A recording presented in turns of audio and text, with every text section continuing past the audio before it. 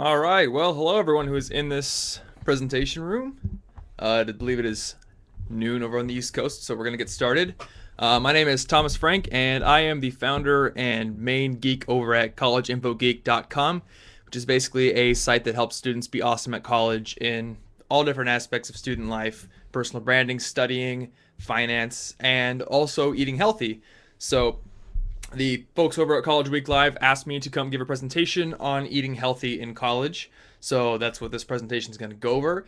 I'm probably going to be pretty quick about it, but if you go to the link that I have put into the first slide, collegeinfogeek.com/grub, that is a specific page for College Week Live. If you have any questions about eating healthy or you want to learn more, get more detail, there are links there that I've put up.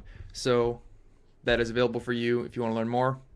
This presentation is a little bit too brief for you. Other than that, I'm going to get started. You can ask me a question in the chat or in the questions box. I will answer questions after the presentation. If there's something that comes up that will fit into the presentation, I can get into that while I'm presenting, but otherwise we'll wait for questions until after I'm done. Okay, so you're probably wondering, if you're in high school, how am I going to deal with food in college? You probably have this image in your head that you're going to eat nothing but ramen and drink nothing but beer or energy drinks or something. And for certain students that is true, but it is not true for everyone. But really the message is this: welcome to college, now do whatever you want. It is really true. When you're in school, high school or in middle school, your parents usually cook meals for you, or you have some sort of control over what you eat based on your school lunches or based on what your mom wants you to eat. I had to bring sack lunches to school for a lot of high school. So when I got to college, it was huge dining centers. I had like 10 choices for every single meal. Like Italian food, salad bar, deli, everything, every meal, whenever I wanted. So it really was kind of do whatever I want kind of situation, which is cool. But as many counselors and people who give advice will tell you, it leads to this thing called the freshman 15. Now, I'm not a big fan of the freshman 15 as a moniker itself, but basically it is the idea that a lot of students go to college and within the first year they gain 15 pounds or more. It definitely does happen, and there are a lot of reasons for the freshman 15 coming on. You have a lot of stress and not very much time. College is a plethora of opportunities just falling into your lap. You've got classes, you've got jobs possibly, you've got clubs, and just tons of stress. Your time is super fragmented, and usually you just want to grab something quick and easy. And luckily the dining centers are there for you to do that. But unluckily, a lot of the food there is not always super healthy. Easy access to food, obviously, you're going to have tons of food just at your fingertips at all times. And there's no parents and no one to tell you what to eat except for basically yourself. And then I think the biggest problem with the freshman 15 is college has this celebratory nature. There is parties going on. There are people just saying, hey, let's order a pizza at 1 a.m. It happens every night in freshman year. And that kind of stuff leads to this kind of thing, which is a fat booth picture, not actually what I looked like at that point. But it does happen. As I said, though, I don't really like the freshman 15 as a term because it kind of makes it seem inevitable for everyone who hears it, and that lets you accept it more easily. And I really don't like any sort. It's called a freshman 15 because it's just kind of this common thing where people gain weight, and it's not like you're going to gain 15 pounds or you're not going to gain 10, you're not going to gain 20. It's just kind of a term to generalize the weight gain that a lot of students get during college because of all the things I talked about in the last slide. I don't like it though, because health is really your personal responsibility. And even though you're getting out of the house and you have a lot more freedom, it's still the choice you make. And it's not like college is just this magical time where you no longer have control over your health. It is still your life. You choose what to put in your mouth and you choose how much to move. So I really like this quote from J.K. Rowling: the moment you are old enough to take the wheel, responsibility lies with you. You're going to get hit in the face like a brick with that realization when you start college, and your health is no exception. So I think the most important thing is just to build good habits, because the habits you build in the college years and your very early 20s are likely to be the habits that follow you for the rest of your life. You're going to get into a routine. Your life is going to get busier and busier, and you're going to take on more and more obligations. So the things that you do when you're in college and you're just, in your formative years of being free are likely to be what you will do for the rest of your life. There's this thing called ego depletion. And ego depletion is a psychological term that basically means you have a finite source of willpower, basically, and lots of things can deplete this willpower. Doing strenuous activities, which include studying and working and having to take tests and all that kind of stuff, and then refraining from other activities like refraining from eating unhealthy food. Both of these things will pull from the same pool of willpower. So if you have a really hard day and you're really stressed and you have a lot of work and you have a lot of homework, then that willpower is going to be depleted and you're more likely to make bad food choices. However, habits don't use up your willpower because it's just a habit that you're in. It's something you do automatically without really thinking about it. It's part of your routine.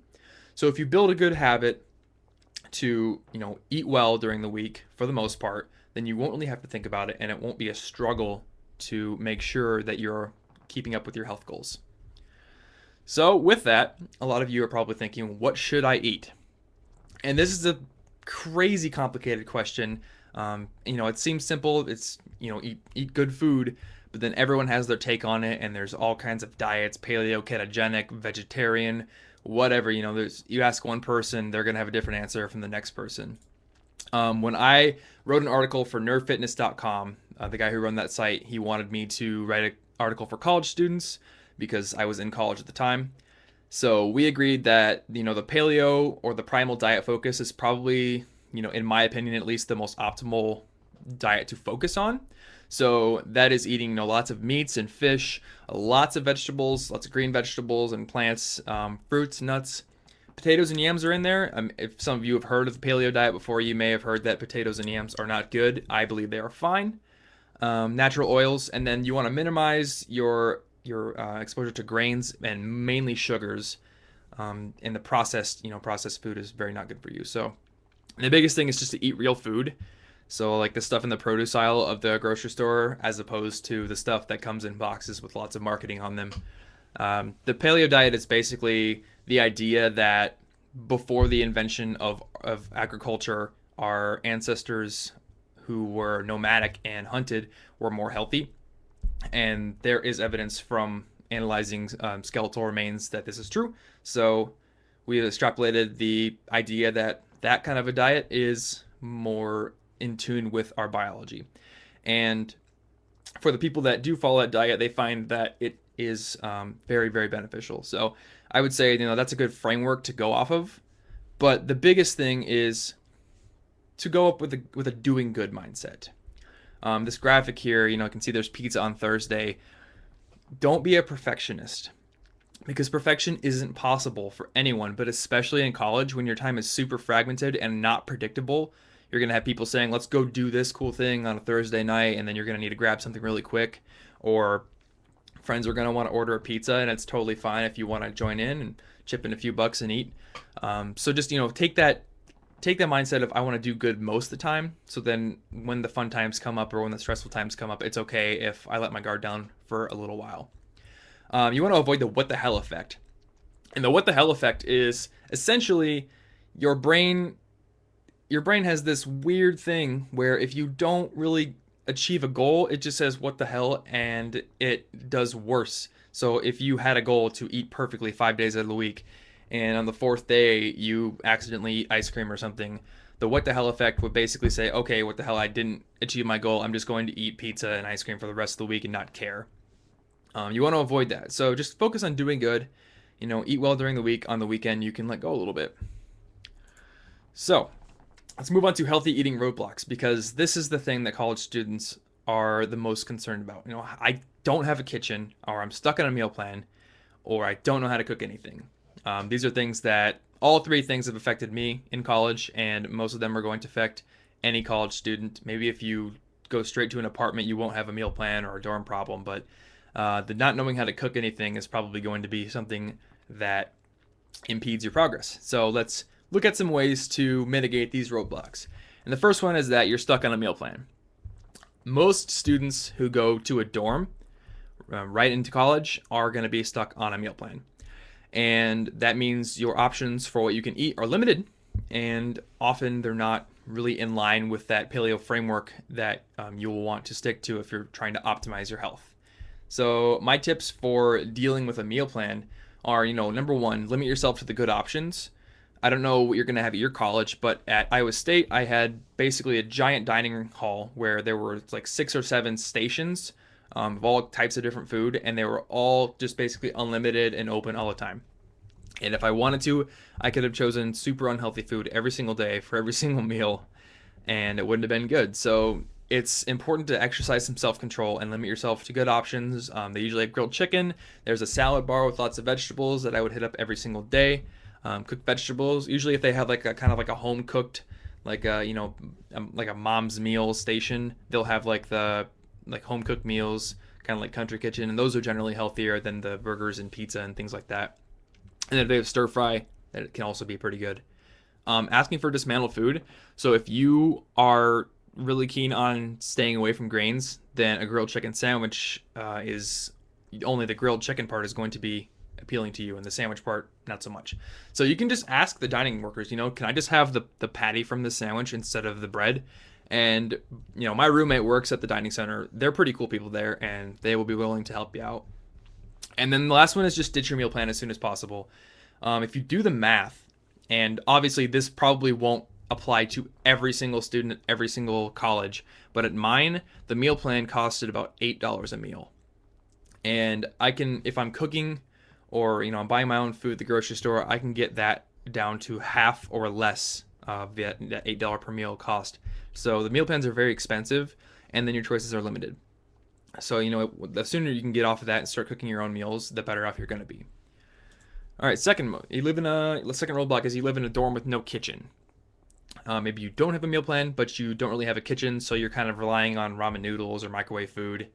And there are 2 options here. You can find a place to cook on campus. Some dorms do have community kitchens. I know a few of the buildings on my campus did have community kitchens that I would use occasionally. Unfortunately, my hall freshman year didn't have one. But if you can find one, then you can use that. And then you could also use a friend's place. So a lot of students will eventually meet friends who do live in apartments. So, maybe once or twice a week you can go over there, learn to cook a few things, eat with your friend at their apartment, and maybe help them out with their grocery bill a little bit. And if you don't have a meal plan, you'll be saving money this way. Also become a microwave ninja. You don't have to just eat like microwave Easy Mac and ramen noodles. There are good things you can cook in the microwave pretty easily. There's frozen chicken breast. You can just throw that in the microwave on defrost for 6 or 7 minutes, and it's pretty much good to go. Eggs cook well in the microwave if you can find a way to make them taste good. And then they have like the steamer bags of vegetables that are basically ready to go right after you pop them out of the microwave. So all those options are available to you if you are stuck in a dorm. And then the third roadblock, you do have a kitchen, but you don't know how to cook anything. And this is the roadblock that I find myself dealing with the most these days. I learned a lot of things in college, but cooking was not one of them. So for those of you who want to cook but don't know how and it feels impossible, I would just say commit to learn and try making like one new meal every week or month, or whatever time interval that feels most comfortable to you. And in the meantime, you can just keep cooking that same meal or make easier things. And eventually, as you practice making those meals, they'll just become second nature, and you can kind of just get at your ingredients and make it, and be on your way after that. And you kind of internalize the process of making a meal, and it seems easier. There are apps like I use Paprika, is an app that's on my Mac. It's on my iPad and my iPhone. It lets me basically browse websites that have recipes. It will download the ingredient list. It'll download the instructions, and then give me like a grocery list and a list of instructions on how to cook. So that's my best friend. And then YouTube is also your friend. There are lots of really cool cooking channels on YouTube, and I've learned a lot of recipes from that. And also, when you go home to visit your parents for Thanksgiving or winter break or whatever it is, just cook with your parents every once in a while. And if they're big on cooking, then you will be able to pick up some knowledge from them.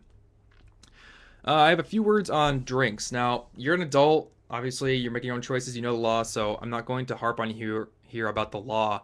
but I do want to point out that the average drink is about 100 calories or more. Shots included, beer included, wine included. There are certain drinks that can get below that and that are healthier, but most drinks are pretty calorie heavy, and the average person, the average college student who goes out and drinks, to get drunk, you're going to have a lot. So that's like over 1,000 calories in a night for some people just on drinks. So when you see people gaining a lot of weight in college, odds are that is part of the reason. And then drinks also have a dehydrating effect, and it messes with your sleep patterns. So for those of you who decide, if you're going to drink or you're old enough, just go moderate with it and try to find the ones that are healthiest, because there are some nasty health effects that can have on you if you are not careful. And then also watch out for other drinks that are not alcoholic, like energy drinks and soda. The caffeine thing is a big problem for college students because we don't sleep much. So I would say go for tea or black coffee first, and then other coffee. I put tea above coffee because coffee is usually paired with milk and sugar and all sorts of dessert things, and then energy drinks far on the bottom because they're not very good for you, unless they're iced green tea. Good stuff. And then lastly, stay hydrated. Definitely helps with your overall health. And don't do this. I think 2 weeks after freshman year started, the C store, which was the little convenience store about 10 feet away from our dorm, had a sale on energy drinks, and my friend bought the whole fridge basically and filled his fridge up with them. But I can't really be up on my high horse too much because my fridge looked pretty much the same, and it was not good. So go easy on the energy drinks or try to avoid them. That is really my presentation. Just the basics on eating healthy in college. So if any of you have any questions, I would be happy to answer them. Otherwise, there is more information at that URL, collegeinfogeek.com/grub. I have linked to my Nerd Fitness guide, which this presentation was based upon. So if you are looking for an overview or to dig into some more detail on how to eat healthy in college, that's a great start. I've also linked to a couple of other articles that can give you some additional information. So that's my presentation, and I will stay on the line for questions that anyone has.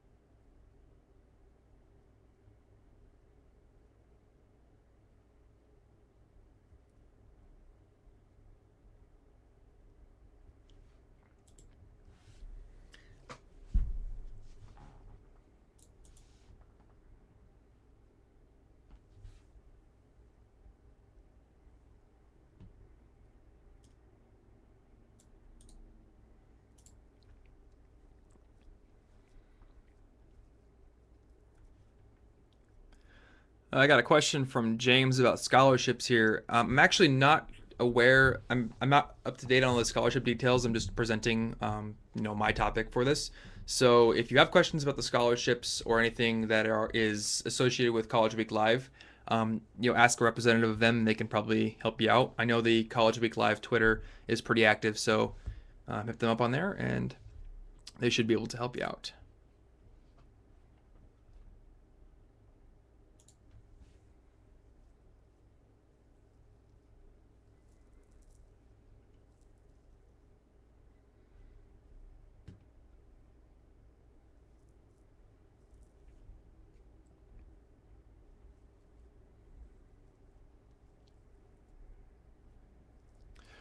So I have a question from Mohammed. It's not, I guess not worded as a question. Why the early decision in applying to a college is a huge mistake? I have read that it is actually not a good idea to make an early decision when you apply to college, and the reason for that is, I think I read it in a book that I was reading a few months ago. Is if you make a decision really, really early on to accept a college, basically apply to a college and accept really, really early, then they know they don't have to use too much funding on offering you grants or scholarships because they've kind of got you really, really early on. Whereas if you're a really strong student and it would be, it'd be good to have you at that college, but you don't accept super early, like when you're a junior or super early in senior year, then there's more incentive for that funding to become available for you. But I think it is important to balance that with being timely, because if you wait too long, you can't just pop in at last second and think there's going to be funding left over. And the book I read that in was Debt Free You by Zach Bissonette, and I definitely recommend that book to anyone who's looking at college. A question from Joanne. I am 22 years old. So I just graduated college about 4 months ago. The rest of my friends are all still in college, so I still live in my college town and hang out with them pretty much. And then another question for John. How do you stay focused on health while in college or in life in general? Okay, so that's a great question and it's something I struggle with a lot. I'll flirt in and out with having really, really good health goals and then having other goals and things get in the way. It's hard when you're really ambitious in a different area to focus on your health. And the thing that has always worked for me is to have some other external goal that isn't really just like look fit or have a six pack or look good for the girls. It's always been like, I'm training for this competition, or I'm training up for a warrior dash or a Spartan sprint or anything like that, like an adventure race or something like that. Or I was the past one was I was training up for Ragbri, which was a bike ride across the entire state of Iowa. So that is a big thing, is like having a goal that is kind of outside of just the whole like soft, be healthy, look good kind of thing.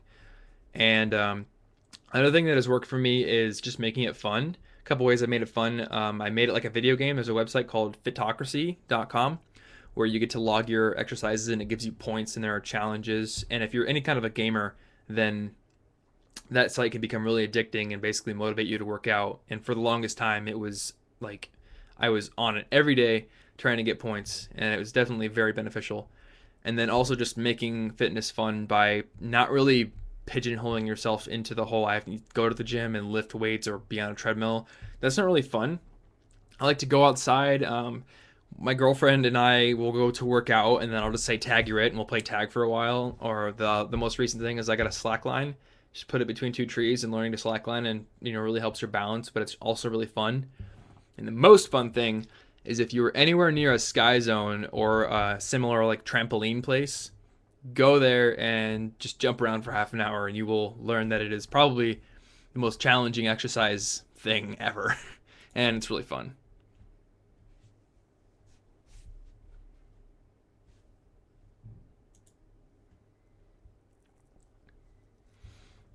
Yeah. Question. So yeah, it's way better than having a good bikini body. So being able to shoot for running a 5K, definitely, I would say, have a goal like that. Being able to run a 5K was one of my goals, and then when I got to it, I said, okay, now I want to run 5K in half an hour, or I want to run 10K. Running super long distances isn't really my thing, but for the longest time, my goal was just getting all the quests done on Fitocracy. So it was like run a mile in less than 6 minutes, or be able to deadlift this much weight. It was like a video game for me, and I was going after all the achievements, which really motivated me to train because I had something that like concrete and external I could look at. And on College Info Geek, I have a page called My Impossible List, which is kind of an evolving list of all my big goals that I'm working toward in life.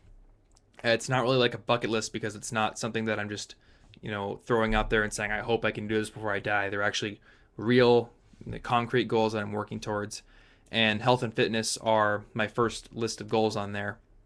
So if you're on College Info Geek, it's under the About menu. You can look at my Impossible List, and I have all of those external goals that I've created for myself in order to keep myself fit.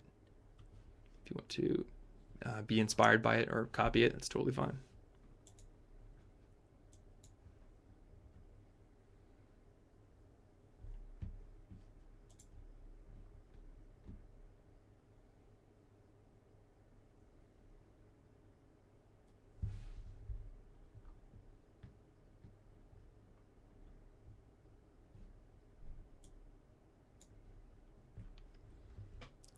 Thank you for listening.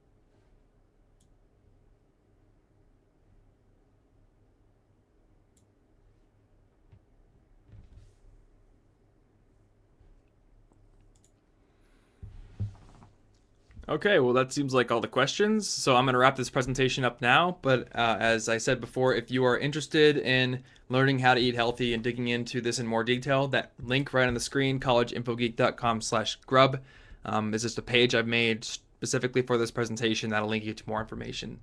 So check it out if you want. Otherwise, thank you so much for listening in on my presentation, and hope you all have a great day.